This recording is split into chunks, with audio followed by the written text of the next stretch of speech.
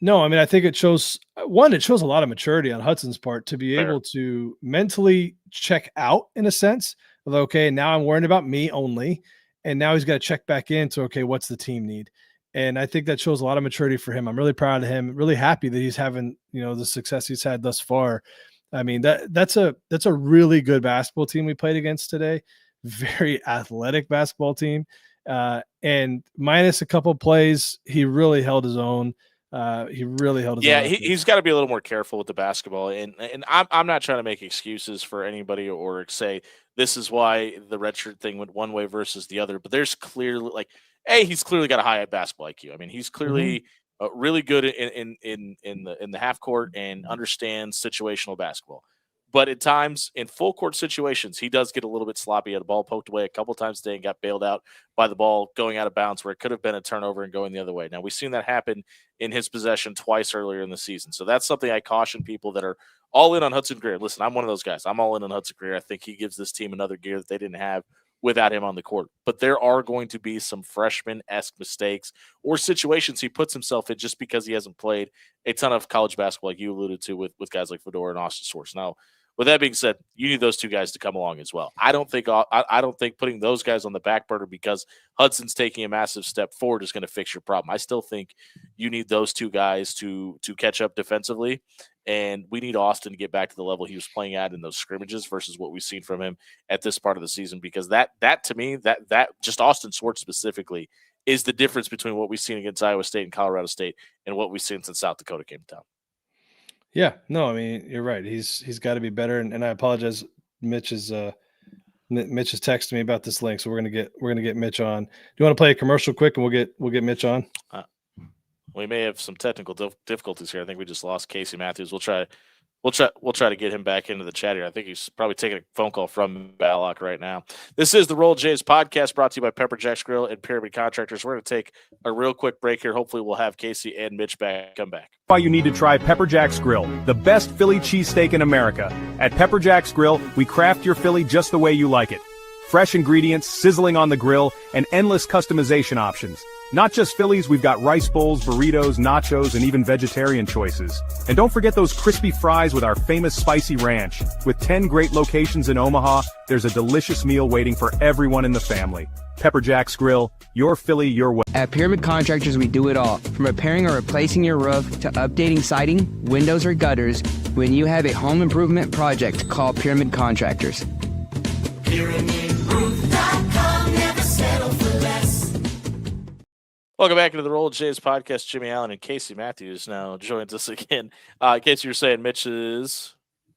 He's jumping on. I'm just trying to get him the link right now. I apologize. Yeah, no problem. So we are brought to you by Pepper Jack's Grill and Pyramid Contractors. Creighton Falls in Vegas in the Players Era Festival, 81-74 today. Josh Dix, as we mentioned a minute ago, played his best game in a Jays uniform. He scores 15. Nick Graves with 12. Blake Harper with 9. Owen Freeman with 4. And Jason Green with 9 as well for the starters. And we talked about Blake a minute ago, Casey, and there was that really scary moment where he took that shot, kind of fell out of bounds and landed on a cameraman and was doubled over in pain. And obviously you've already got the Jackson McAndrew injury, and he's going to be done for the season.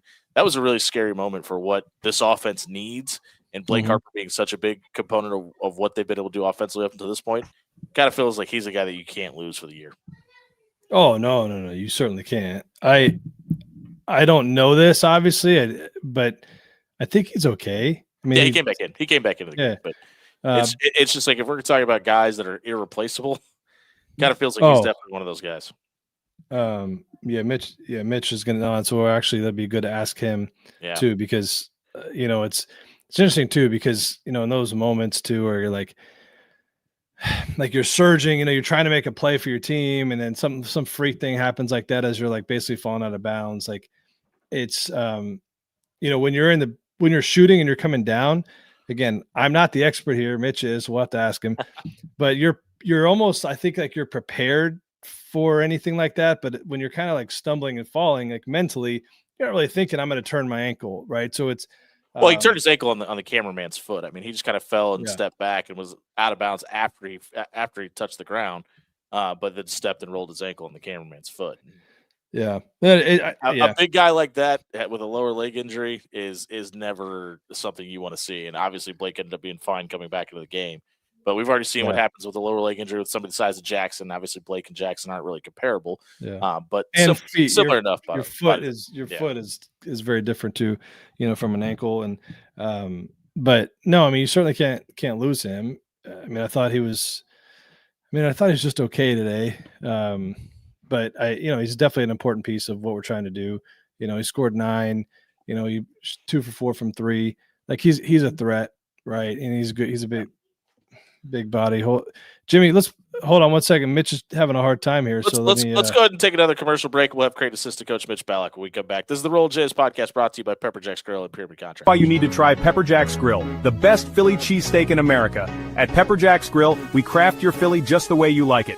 Fresh ingredients, sizzling on the grill, and endless customization options. Not just Phillies, we've got rice bowls, burritos, nachos, and even vegetarian choices. And don't forget those crispy fries with our famous spicy ranch. With 10 great locations in Omaha, there's a delicious meal waiting for everyone in the family.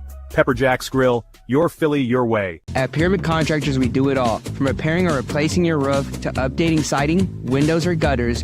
When you have a home improvement project, call Pyramid Contractors. PyramidRoof.com, never settle for less.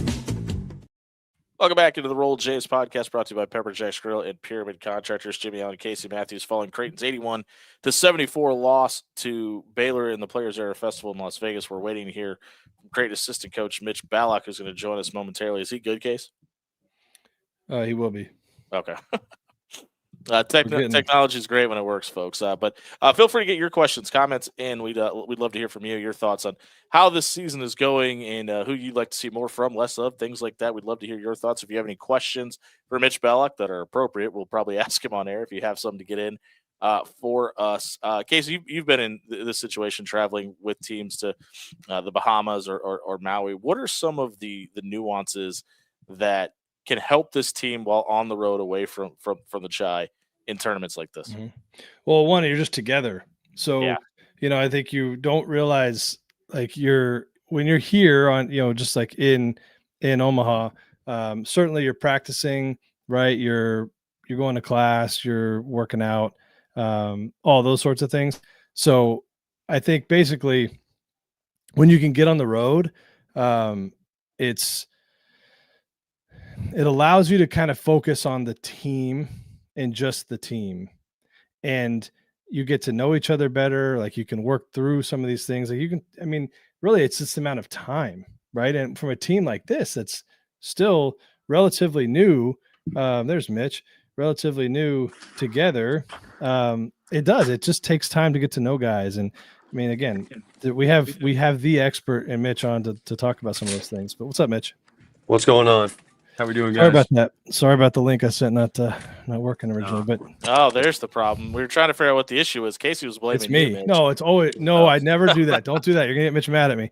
Yeah. Look, I think. Hey, Mitch, we were talking a little bit, and we'll get into the game, but we wanted to clear something up on. Yeah, go ahead. I'm just we're live right now, by the way, so don't drop any F-bombs. I was just trying to find a spot to go with some. There you go. That's quiet, That's a good spot right there. So, Mitch, we want to start just kind of throw you into the fire on Blake, and we were kind of talking about Blake, turning his ankle there. I wanted to ask you as a shooter, when you were coming down from a shot, and you were a guy that really elevated on your jumper, you were prepared mentally a little bit for an awkward landing. When you stumble like he did out of bounds, is it different? Like when you turn that ankle in that scenario versus coming down or maybe in the lane or something? Probably is. And he was rushed too. I didn't see the clip of it. Honestly, I was watching the ball and watching the offensive rebounds. I didn't see how he went down. Did he trip over himself, or did he step on somebody? He turned his foot on a cameraman. Yeah, that's what I figured. And it was a tough, you had to get it up. He went to the hezzy little mini fade. It's probably different just because you're not expecting it too, especially when someone's behind you and these dudes are so close all the time. It happens in the NBA. It happens at this level. It's that's just something that should never happen in that situation, but that's what it is. Obviously with Delos and Jeremy and everything, the prep's already there, so it shouldn't be too bad. I don't want to speak for something that I don't know how what it's going to Yeah. look like, but it is different. And like I expected those things, but I just jacked it on with 2.5. I never got into the hezzy mini fade. So Hey, Mitch. Obviously, Baylor dominates the glass today. What have you seen in practice that makes you feel confident that the rebounding situation with this team can get figured out? I think sometimes we stress like we stress not fouling a lot. That's kind of what we hang our hat on. We've done it for the last 15 years in the Coach Mack era. I think sometimes when you go, especially on a neutral site in a game like this, they play a little more like they foul more regularly. And for teams that don't foul, I think they get ticky tack fouls called on them that don't normally get called on them, and teams that foul more. They let a lot more go. I mean, it happens every time we play St. John's. Their DNA and their identity, their physicality, they bring it to us, and we're not always ready for it just because we don't play that way in practice. So we just have to ramp it up in practice and let a little bit more of that go. We need to push, we need to hold, we need to grab a little more, and at the end of the day, we need to be a little more physical. And at the end of the day, I could probably remember 6 or 7 at least that we just went to try to grab it with one hand. And when you're playing against more physical dudes and athletes, like it doesn't work. If you don't go get the ball with 2 hands, you're not going to get rebounds. So we need to address those things, especially the physicality and just the approach. But now that you feel it a couple times, Gonzaga, the same thing happened. You just got to nip it in the bud before it becomes who we are, because that's not who we want to be. I like the way that we responded offensively today, Mitch. I felt like we had more rhythm offensively, especially in the second half. First half I thought was a little disjointed. Yep. And I really feel like some of that has to do with maybe some lineups and personnel that it appeared early we're trying to force the ball to Owen, maybe try to get him going a little bit. Yep. Or even maybe if we weren't, he was trying to get himself going, which is understandable. But then we got going and we started hitting shots in transition and that sort of thing. Can you talk? I mean, obviously you were such a good shooter, but also offensively, you have such a big impact on what we do. Can you talk about how important the consistency in the lineups and how much that's going to help us as we move forward when we when we understand what those lineups are?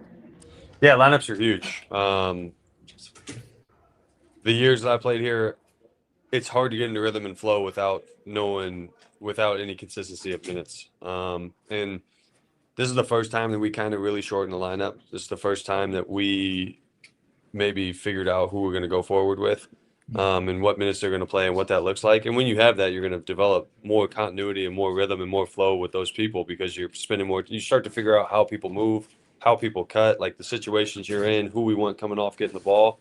When you're playing 12 guys, it's hard to understand. And if you have one guy playing 6, 8, 10, 12, like those 4 guys aren't in the rhythm that the guys that are playing 25 and 28. And now the guys that are playing 25, 28, 32 aren't in rhythm with the guys that are playing 6. So it's real difficult. And just back to the force feeding Owen thing at the beginning of the game, like we thought we had to get it to him on angles, and just the physicality kind of punked us out. If you watch the first possession, I mean, we got the catch at 35 feet, and we're trying to set an angle at 35 feet, and Josh whiffs the screen.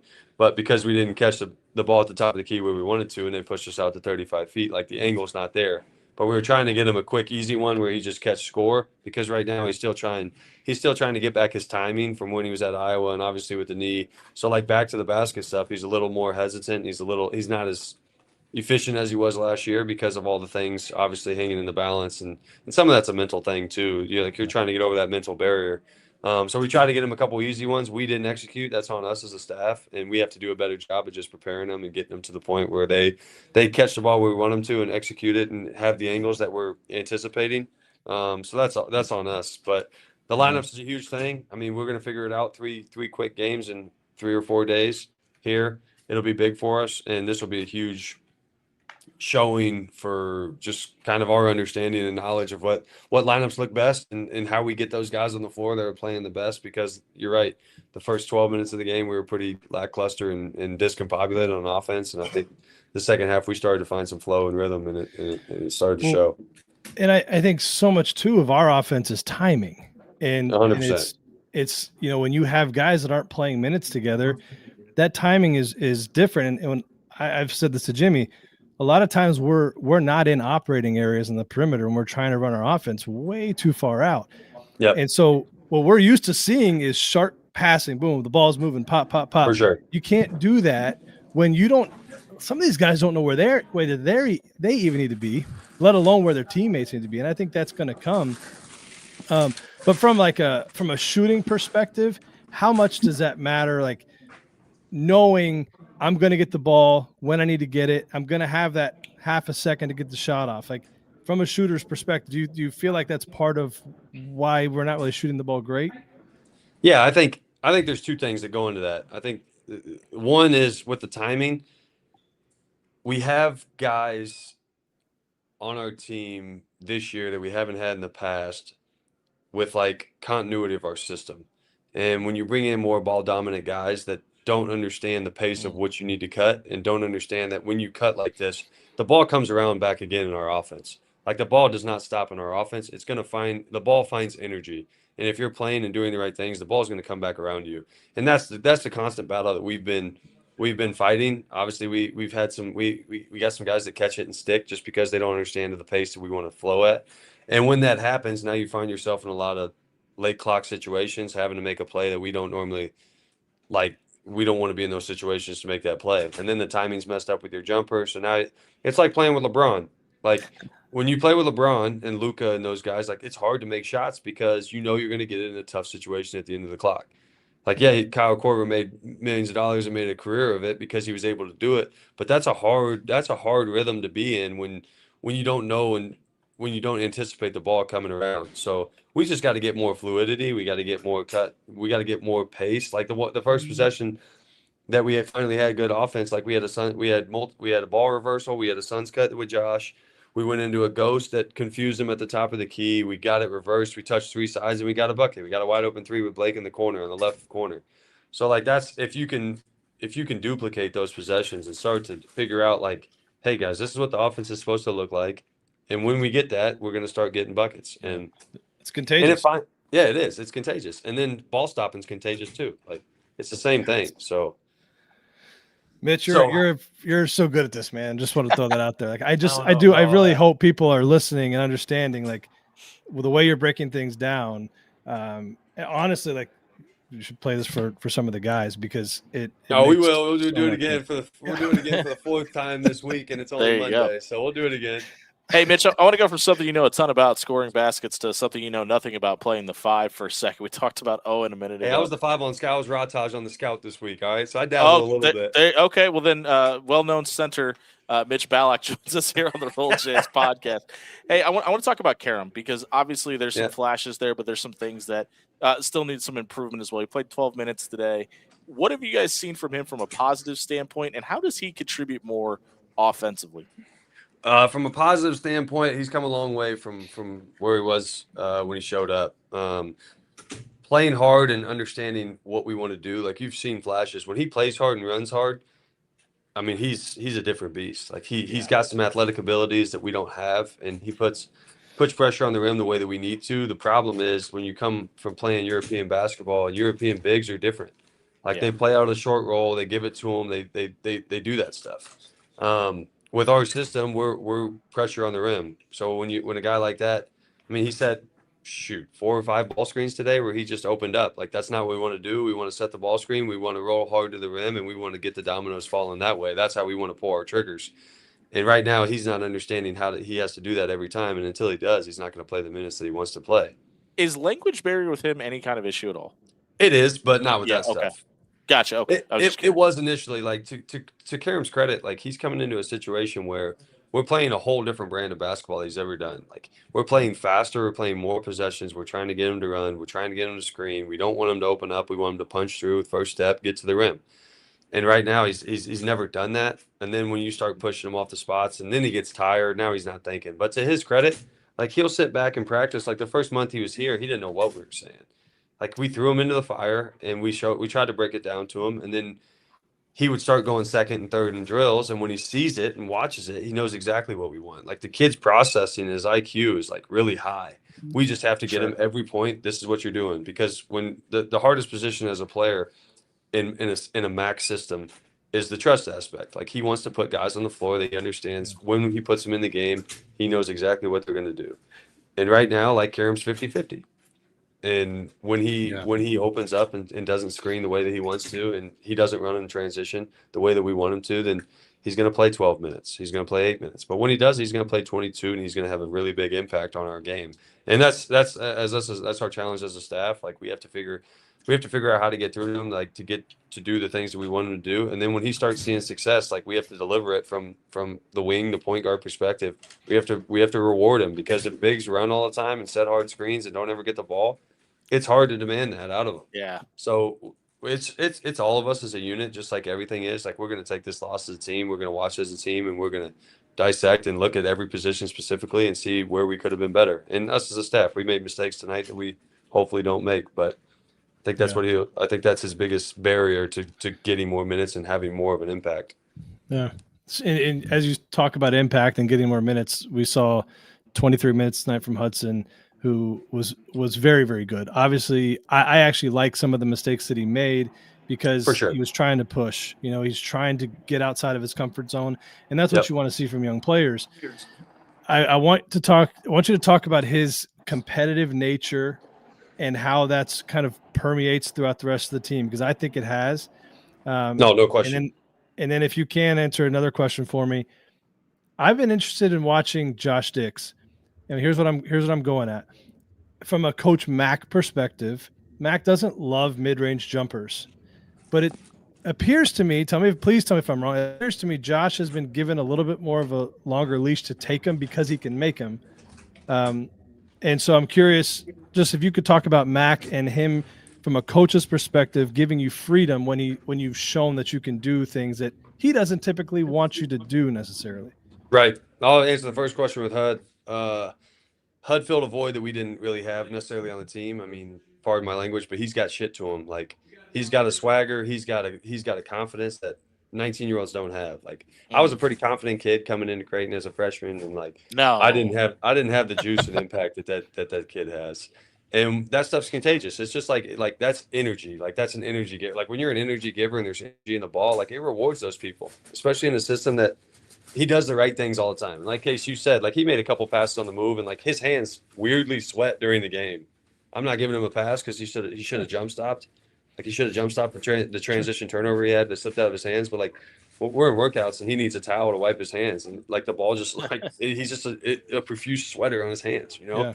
Maybe you get like a towel, like a quarterback that you can tuck in. 100%. You need to put one in his waistband or something. Yeah. But no, that kid does everything we ask him. He's a coach's dream, just because you put him in any situation, he's going to do it. He's going to, yes, sir. You ask him to guard the best player, he's going to do it. And he's going to do it to the best of his ability. He's got several different matchup things that we can do defensively with him that gives you that lack or that confidence in him and that trust that Mac needs on the defensive end. And on the offensive end, he's going to play hard. He's going to do his job. He's going to wedge on rebounds. He's going to crash offensive glass. And he's going to make the extra pass when he sees it. On the second side of that. Yep. Go ahead. Sorry. No, go ahead. On the second side of that, Case, what was the second side of that? Well, I was curious about Josh. Like he took more mid-range jumpers tonight, and I don't mind it. I'm just curious. No, I think guys that are efficient. I think he shot like 52% on those shots last year. On like maybe I don't remember the volume, but we were going through it all. But it's the Trey Alexander effect. It's the same situation. Like Trey, we let him get to those spots. We wanted him to get to those spots. Like he's got those kill spots, and that's a benefit to us. Like he can get to those spots. And to Josh's credit, like Josh is a great kid. Like he's one of the best kids we have. He's one of the nicest. Like he just does everything the right way. He's a pro in every aspect of the game, every aspect of day to day. Like his workout approach, his practice approach. Like he's right there in the Hudson area where he is like a coach's dream. He's going to be in the right spots. He's going to do everything that you ask him to do. His biggest fault was he was just trying to not step on toes and figure out how like his piece fit into the puzzle, instead of, no, man, like we got you here. And I told him this several times, like you are the puzzle.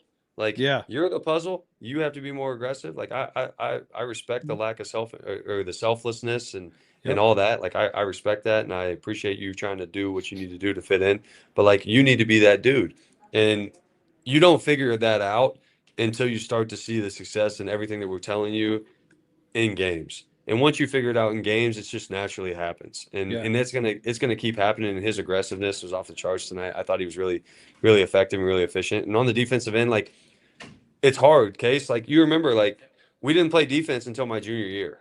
Like me, No. Marcus, Dame, Denzel, like it's really hard to hook it up on both ends of the floor at a high level. Yeah. And your body goes through like he struggled from the on the offensive side of things because he's guarding and exerting more effort than he's ever exerted in his life. Like you remember Tyshawn, like Tyshawn those first 5 or 6 games when he became our dude, like there was a barrier on the offensive end and there was a little slump just because he's exerting more energy and you have to figure out the timing and like where you're at physically when you're playing at that level on the defensive end. And he's playing 38, 39 minutes and that's going to continue Yeah. because he keeps doing those things.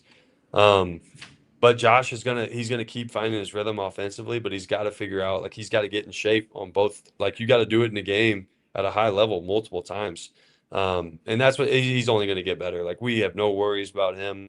The biggest thing about him is we just got to keep him aggressive and keep getting him to his spots. But we're going to let him shoot 15 of those shots if they want, if he wants to, if the defense wants him to, because that's the best shot that we can get on that possession. He's really efficient and effective in that situation. So. Creighton assistant coach Mitch Ballack joining us here on the Roll Jays podcast. Coach, you guys are out in Vegas. Do you hit on a 16 with a face card showing from the dealer? I mean, I guess you have to. I've been doing it all week, and I'm not in a good spot, man. I'm not in a good spot. Coach, safe travels back. If we don't talk to you before then, Mitch, happy Thanksgiving, man. Thanks I for taking appreciate time you out of guys. And the answer to that, you double it. There you go. Don't take that advice. That's Mitch Ballack. See you, Mitchell. See you guys. Yeah, appreciate you guys. Well-known, amazing 5-man, arguably the greatest center in Creighton history. Mitch Ballack joins us here on the Roll Jays podcast. Case, we got to wrap it up here. Obviously, we're up against time. We got a couple questions Yeah, that we got to that's get exactly what I wanted to get to. So, right. And let me before you jump in here. All right. Anybody watching this? Sorry, Jim. I know you got to go. Anybody watching? I hope you understand how good that was. Mitch, I didn't want to cut him off, by the way, in case anybody's wondering. I know there's a lot of people yelling, "Why are we stopping?" Unfortunately, we have to. I've had the luxury, the privilege of obviously Mitch is a friend, and I love talking basketball with him. But to do what he just did right after a game and break it down like that, I mean, honestly, I mean, I don't want to take my hat off because you'll see how bad my hair is. Yeah, but my hats are off to him. He's unbelievable. Yeah. So the Big O, he's trolling, I think, us at this point. No, I think this is a legit question. I mean, he may be, but I think there's a lot of people out there that are absolutely hammering the panic button. I'm not there yet, man. I mean, between a scale of 1 to 10, I'm probably at a 4. Yeah. I think there's some things to panic about.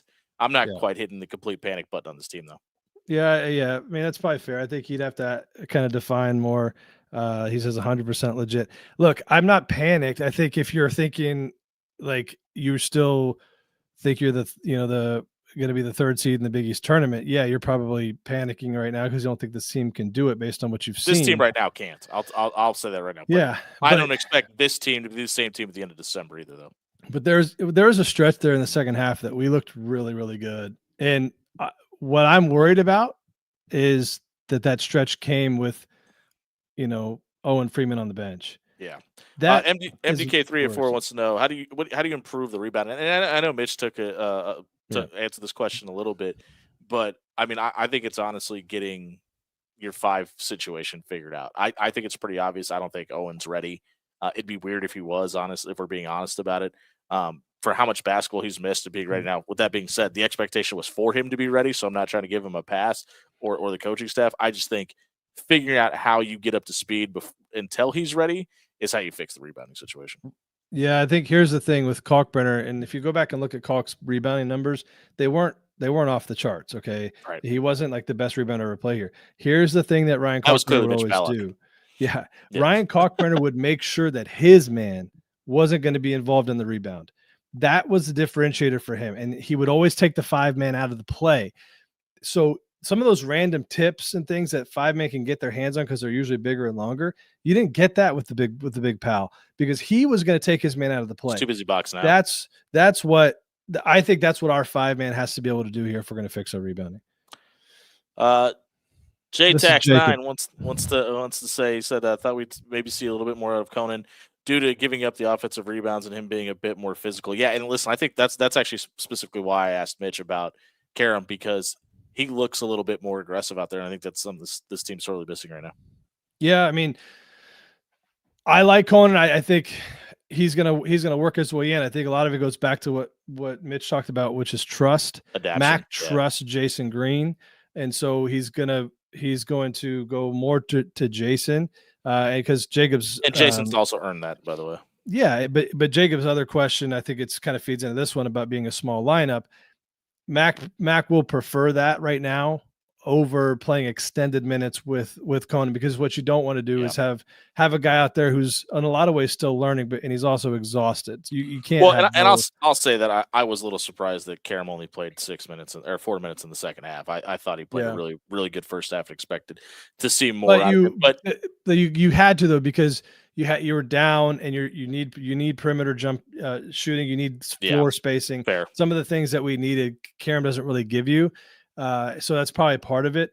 His point about switching, I don't disagree, but the thing you got to remember too is we work, pretty consistently on drop coverage, and so you don't want to just throw it in to a game. The other thing is, I'm just going to throw it out there. One of these people on these podcasts said that it would make more sense to hard hedge rather than drop all off season. That's neither here. That's neither here nor there. I don't remember who that was though. The internet, is always right, but I think in this situation, I wouldn't. I think you stick with what you do, because they made a lot of tough shots. I mean, you gotta tip your cap. Like their first 6 were like way outside 20-foot mid-range. And you're gonna live with those. You're gonna live with those mid-range jumpers. Probably applaud them why they do it. Hey, thanks for taking the shot.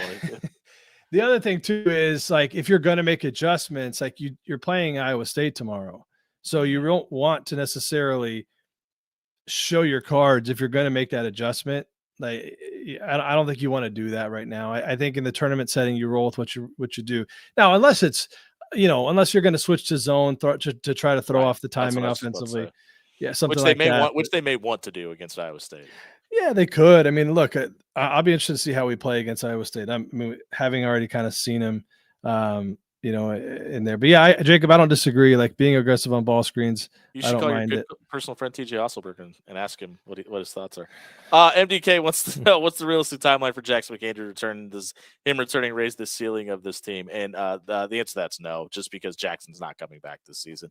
I know it's one of those things. Yeah, he's done for the year. Yeah, he's done for the total. And that's including March. It's probably about a 9-month timeline, give or take, based on the foot injury. So, and for the interesting question is going to be what they rule on, I guess, the 15th on the 5th year, or can he get a medical redshirt? I would think he could get one, but he still qualifies for a medical redshirt if he doesn't play any other time this season. So that's still available. But getting back to the redshirt discussion with Hudson, it's the same exact conversation. Does he want it? Does this coaching staff feel like he needs it? I mean, for him, it wouldn't be that, though, because he would just it depends on his where he goes, right? Where's development? Is he an NBA player? I think it's way too early to talk about that. Well, that was the expectation when he came here, though, right? Because obviously he was the highest rated recruit of all time. So, absolutely. It'll be interesting. Listen, we'll be back tomorrow. It's the Roll Jays podcast brought to you by Pepper Jack's Trill and Pyramid Contractors. We'll be back tomorrow. Trey Ziegler is going to join us immediately following the game. Check us out at halftime as well. This has been the Roll Jays podcast. Thanks for all the questions, guys. Appreciate all the questions today. Absolutely. Feel free to like and subscribe to Big East Energy on YouTube to follow along with everything going on during the Big East season. I'm Jimmy Allen. That's Casey Matthews. Go Jays.